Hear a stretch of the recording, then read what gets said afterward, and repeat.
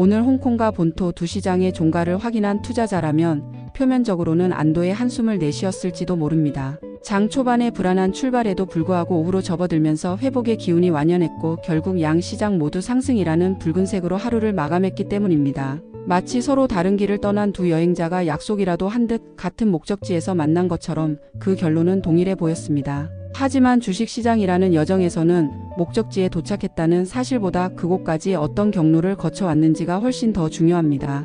왜냐하면 그 여정의 지도 안에 바로 내일의 방향과 기회, 그리고 우리가 피해야 할 함정이 고스란히 담겨 있기 때문입니다. 오늘 두 시장이 걸어온 길을 자세히 들여다보면 상승의 무게중심과 그것을 밀어올린 동력의 방향이 명백히 달랐다는 것을 알 수 있습니다. 이 미묘하지만 결정적인 차이를 이해하는 것이 오늘 시장을 제대로 복귀하는 핵심입니다. 먼저 두 시장이 함께 걸었던, 그래서 언뜻 보기엔 같아 보였던 그 길부터 따라가 보겠습니다. 홍콩이든 본토든 오늘 시장은 오전의 하락 압력을 이겨내고 오후에 강하게 반등하는 패턴을 그렸습니다. 이는 시장 참여자들의 심리 깊은 곳에 여전히 하방 경직성에 대한 믿음과 조정 시 매수하려는 대기 자금이 존재함을 시사하는 긍정적인 신호였습니다. 특히 이러한 반등의 선봉에 섰던 것은 기술주 섹터였습니다. 오후장 들어 마치 약속이라도 한 듯 뚜렷한 수급이 유입되면서 반등의 흐름을 한층 더 강화시켰습니다. 홍콩에서는 기술주 중심의 항생테크 지수가 한데 1% 가까이 치솟으며 시장 분위기를 이끌었고 본토 역시 로봇, 반도체, 전력 장비 등 기술 기반의 첨단 제조업 섹터들이 눈에 띄는 상승률을 기록하며 오전의 낙폭을 빠르게 되돌리는 강력한 보궐력을 보여주었습니다. 이것은 기술주에 대한 투자 심리가 완전히 꺾인 것이 아니라 적절한 가격대에서는 언제든지 다시 살아날 수 있음을 보여주는 대목이었습니다. 또 하나의 중요한 공통점은 거래 대금이 예상보다 많이 줄었다는 점입니다. 홍콩 시장의 거래 대금은 2,100억 홍콩달러 수준으로 최근 평균치에 미치지 못했고 본토 역시 전일 대비 2,000억 위안 이상 급감했습니다. 통상적으로 거래량 감소는 시장의 에너지가 소진되고 있다는 우려를 낳지만 오늘의 상황은 다르게 해석해야 합니다. 이는 매수세의 실종이나 투자자들의 무관심 때문이라기보다는 오히려 현명한 자금이 소나기를 피하며 다음 투자처를 향해 조용히 그리고 신중하게 이동하고 있다는 전략적 재배치의 신호처럼 보였습니다. 마치 큰 전투를 앞둔 군대가 소모전을 피하고 주력 부대를 핵심 전장으로 이동시키는 것처럼 자금은 더 이상 무차별적으로 시장에 뛰어들기보다 다음 파동의 진원지가 될 곳을 예리하게 물색하고 있었던 것입니다. 여기까지는 두 시장의 발걸음이 거의 일치했습니다. 하지만 바로 그 다음부터 두 시장의 이야기는 완전히 다른 서사를 써 내려가기 시작합니다. 먼저 홍콩 시장의 특징을 살펴보면 지수는 큰 소리 없이 조용히 올랐지만 그 상승의 중심에는 일부 대형주와 명확한 실적 기대감을 가진 종목들이 있었다는 점입니다. 이는 마치 오케스트라 전체가 화음을 내기보다 몇몇 뛰어난 연주자들이 솔로 파트를 완벽하게 소화하며 공연 전체의 품격을 높인 것과 같습니다. 특정 블루칩 종목들이 지수에 상당한 기여를 하며 전체 지수를 견인했고 시장 전반의 상승폭 자체는 크지 않았지만 정책과 실적이라는 두 개의 엔진을 단 일부 테마가 시장을 강력하게 주도했습니다. 특히 오늘 홍콩 시장에서는 정책 수혜 기대감이 직접적으로 반영된 의약, 로봇, 암호화폐, 원자재 관련 섹터들이 수급을 독식하는 현상이 나타났습니다. 이는 홍콩 시장이 얼마나 글로벌 유동성과 정책 방향성에 민감하게 반응하는지를 보여주는 증거입니다. 투자자들은 막연한 경기 회복이 아니라 정부가 직접 밀어주는 산업, 실적이 숫자로 증명되는 기업에만 베팅하며 지수 자체의 움직임보다는 개별 섹터와 종목의 스토리에 훨씬 더 집중하는 모습을 보였습니다. 반면 본토 시장의 풍경은 사뭇 달랐습니다. 상하이 종합지수 자체는 상승했지만 기술주와 성장주 중심의 창업한 지수는 오히려 하락 마감하는 기현상이 나타났습니다. 이는 마치 한쪽 엔진은 힘차게 돌아가는데 다른 쪽 엔진은 꺼져버린 비행기와 같았습니다. 그렇다면 꺼진 성장주의 엔진을 대신해 시장을 끌어올린 동력은 무엇이었을까요? 바로 은행과 자원주 그리고 전력 관련 종목과 같은 전통적인 가치주, 즉 올드 이코노미 섹터였습니다. 이는 본토의 자금이 성장성에 대한 기대보다는 안정성과 가치에 더 큰 무게를 두기 시작했음을 의미합니다. 즉 홍콩이 정책과 미래 테마라는 날개를 달고 날아오르려 했다면 본토는 전통 섹터라는 튼튼한 다리로 한 걸음 한 걸음 내디딘 셈입니다. 같은 상승 방향처럼 보였을지라도 그들을 움직인 에너지원은 전혀 달랐던 것입니다. 이 차이는 본토의 수급 구조에서 더욱 명확히 드러납니다. 기술 섹터보다는 은행, 자원, 전력 장비, 그리고 자동차 부품 쪽으로 강력한 주도 수급이 몰렸고 오늘 하루 자동차 부품 및 전력망 장비 관련 종목들이 가장 강한 수급을 받으며 상한가 종목 다수를 배출했습니다. 전체 상승 종목 수가 3,179개에 달했지만 하락 종목도 2,064개나 되었다는 사실은 지수의 상승 이면에 얼마나 치열한 종목 간의 차별화가 진행되었는지를 보여줍니다. 실적 기대와 정책 수혜, 그리고 빠른 순환매 자금의 흐름이 뒤섞여 본토 시장은 그야말로 종목별 각계 전투의 현장이었습니다. 결론적으로 지수라는 숫자만 보면 양쪽 모두 상승 마감이라는 평범한 하루였지만 그 속을 해부해보면 홍콩은 테마와 실적을 중심으로 한 스나이퍼의 시장이었고 본토는 전통 섹터가 방어와 공격을 겸비한 요새 구축의 시장이었습니다. 그래서 오늘을 단순히 조정 끝 반등의 시작이라고 표현하는 것은 너무나 아니란 분석입니다. 이것은 단순한 기술적 되돌림이 아니라 자금이 명확하게 자신의 색깔을 드러내며 새로운 질서를 만들어가는 구조 변화의 현장이었다고 보는 것이 훨씬 더 정확합니다. 그렇다면 오늘 시장에서 투자자들의 시선을 강탈했던 이 구조 변화의 진원지는 어디였을까요? 그것은 지수 그 자체가 아니었습니다. 바로 특정 테마와 특정 이슈에 응축된 강력한 에너지였습니다. 투자자들은 얼마나 올랐는가를 넘어 왜 올랐는가, 어떤 기대가 실렸는가, 그리고 그 안에 어떤 새로운 구조가 만들어지고 있는가를 집요하게 묻는 하루였습니다. 그 수많은 질문들 속에서 가장 강력한 반응을 얻어낸 5가지 키워드가 있었습니다. 바로 혁신약, 암호화폐, 로봇, 석탄, 그리고 금과 은입니다. 지금부터 이 5가지 키워드의 발자취를 따라가며 시장이 오늘 왜 그토록 열광적으로 반응했는지 그 이유를 깊이 있게 파헤쳐 보겠습니다. 첫 번째 키워드는 혁신약입니다. 오늘 의학 섹터 내에서도 혁신약 관련 종목들은 단연 주연이었습니다. 10% 이상 급등한 종목이 속출했고 20%를 넘는 폭발적인 흐름까지 나타나며 섹터 전체를 뜨겁게 달궜습니다. 그 배경에는 단순한 호재가 아닌 산업의 패러다임을 바꾸는 거대한 정책의 힘이 있었습니다. 며칠 전 국가의료보장국이 공식적으로 시작한 약품 목록 조정과 그보다 앞서 발표된 혁신약 고품질 발전 지원 방안이 시장에 던진 파장은 일회성 충격이 아니라 지금도 계속되는 거대한 파동입니다. 즉 이것은 단순한 시세 흐름이 아니라 정책이 산업의 구조를 바꾸는 기조 변화에 대한 시장의 가장 빠른 응답이었던 셈입니다. 투자자들은 이 변화를 단기 테마로 해석하지 않았습니다. 중국의 의료 정책이 과거의 복제약 중심에서 벗어나 연구개발 중심의 고품질 혁신약에 제도적으로나 정책적으로나 절대적으로 유리한 환경을 만들어주고 있다는 거스를 수 없는 대세의 시작으로 받아들인 것입니다.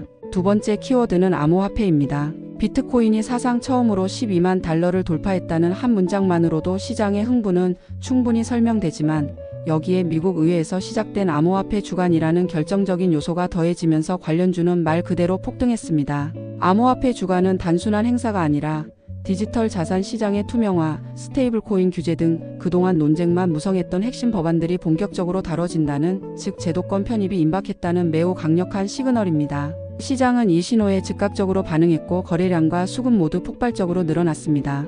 특히 놀라운 점은 이 글로벌 이슈가 규제가 심한 중국 내 관련 종목에까지 거의 실시간으로 확산되었다는 사실입니다. 이는 글로벌 자본의 연결성이 얼마나 촘촘해졌는지, 그리고 투자자들의 기대 반응 속도가 국경을 넘어 얼마나 빨라졌는지를 명확히 보여준 상징적인 하루였습니다. 세 번째는 로봇입니다. 최근 연일 수급이 집중되던 로봇 테마는 오늘 정책, 수주, 투자라는 3가지 강력한 모멘텀이 동시에 작용하며 그야말로 활용점정을 찍었습니다. 특정 로봇 기업의 지배구조 변경 소식은 기술력뿐 아니라 자본시장 내에서의 영향력 확대를 의미했고, 휴머노이드 로봇 기업이 1억 위안이 넘는 대형 계약을 따냈다는 소식은 상상 속의 기술이 현실의 돈이 되고 있음을 증명했습니다. 여기에 국무원 기자회견에 로봇 CEO가 직접 발언자로 등장한다는 상징성까지 더해지자 막연한 기대감은 정책이 이 산업을 최전선에서 이끌고 있다는 확신으로 바뀌었습니다.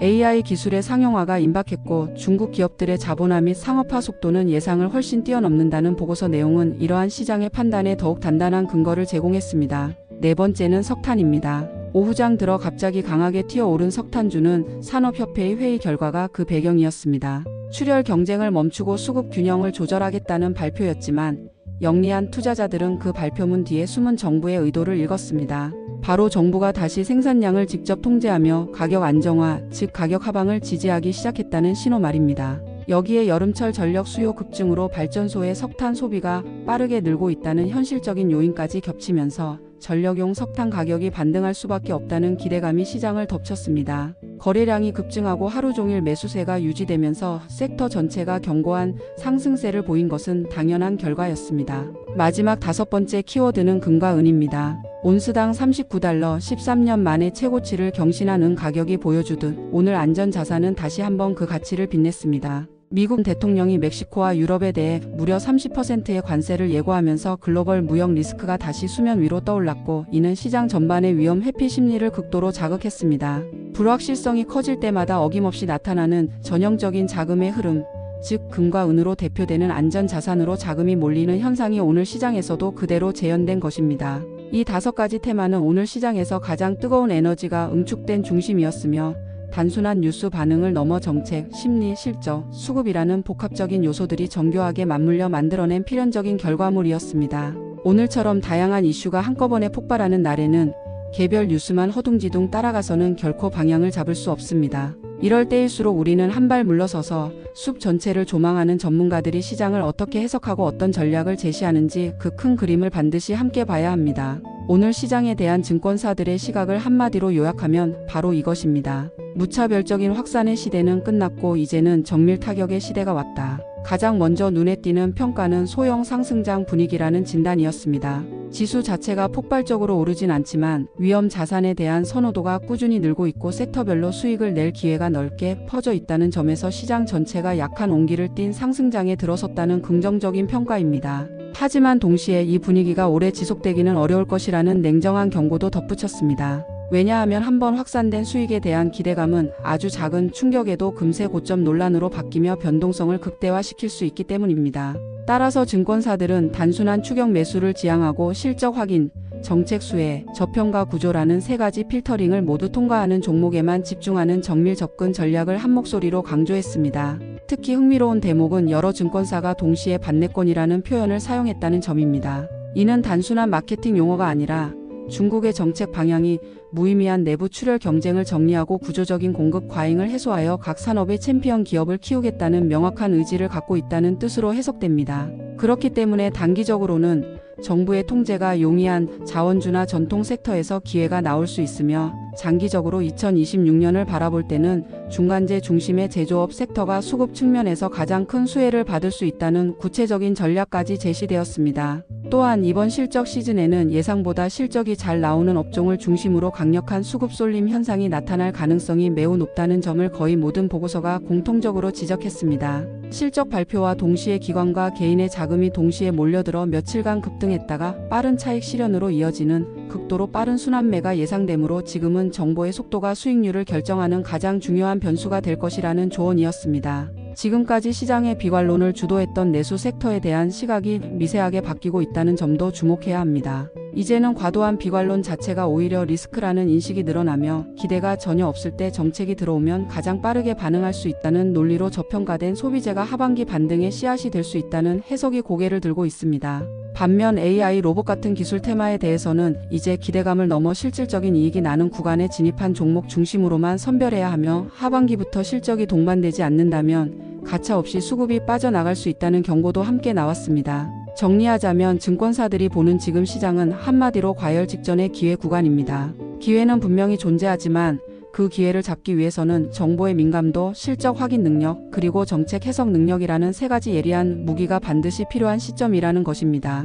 오늘 시장은 겉으로 보면 참으로 조용했습니다. 지수는 소폭 올랐고 거래 대금은 줄었으며 눈에 띄는 외부 충격도 없었기 때문입니다. 하지만 그 고요한 수면 아래를 들여다보면 놀라울 정도로 거대한 변화의 물결이 소용돌이치고 있었습니다. 먼저 수급의 재편이 명확하게 목격되었습니다. 돈은 더 이상 지수의 등락에 연연하지 않고 실적이 확인되거나 정책적 모멘텀이 뚜렷한 곳, 혹은 구조적으로 자금이 밀집될 수밖에 없는 섹터로 서서히, 그러나 아주 빠르게 흘러 들어가고 있었습니다. 그리고 이 흐름은 하루 이틀짜리 반짝 상승이 아니라 거대한 구조적 변화의 초기 국면일 가능성이 높습니다. 의약 산업이 혁신약 중심으로, 에너지 분야가 경쟁 완화로, 그리고 첨단 기술이 상용화로 나아가는 이 방향성은 단순한 주가 상승 재료가 아니라 산업 전체가 다음 사이클로 넘어가고 있다는 거대한 시그널이기 때문입니다. 오늘 홍콩과 본토가 같은 목적지에 도착했지만 전혀 다른 길을 걸어왔다는 사실은 우리에게 매우 중요한 질문을 던집니다. 지금 시장은 빠른 속도로 재편되고 있으며 정책이나 실적 같은 명확한 신호에 극도로 민감하게 반응하고 있습니다. 따라서 이제는 무엇을 사야 할지를 고민하기 전에 내가 무엇을 믿고 투자할 것인지를 먼저 정해야 하는 시장입니다. 정책의 힘을 믿을 것인가, 실적의 숫자를 믿을 것인가, 아니면 수급의 흐름을 따를 것인가. 오늘 시장은 바로 이 세 가지가 정확히 교차하는 지점에만 진짜 기회가 숨어 있다는 사실을 명확히 보여주었습니다. 조용히 오르는 지수, 그 안에 숨겨진 테마의 폭발적인 에너지, 산업별로 재편되는 자금의 흐름, 그리고 모든 것의 방향을 결정하는 정책의 구조. 이 네 가지를 놓치지 않고 따라간다면 우리는 이번 시장이 제공하는 진짜 기회를 포착할 수 있을 것입니다. 숫자만 보면 별일 없어 보이는 이런 날에야말로 그 이면에서 벌어지는 구조의 변화를 깊이 들여다보는 투자자가 결국 승리합니다. 복잡한 뉴스와 쏟아지는 정보의 홍수 속에서 길을 잃지 않도록 매일 이 시간에 시장의 맥락을 꿰뚫는 구조적 분석을 제공해 드리고 있습니다. 구독과 좋아요는 이 흐름에 동참하는 가장 확실한 방법이며 내일의 시장, 그리고 이번 주의 방향을 함께 준비하는 가장 든든한 나침반이 될 것입니다. 시청해 주셔서 감사합니다.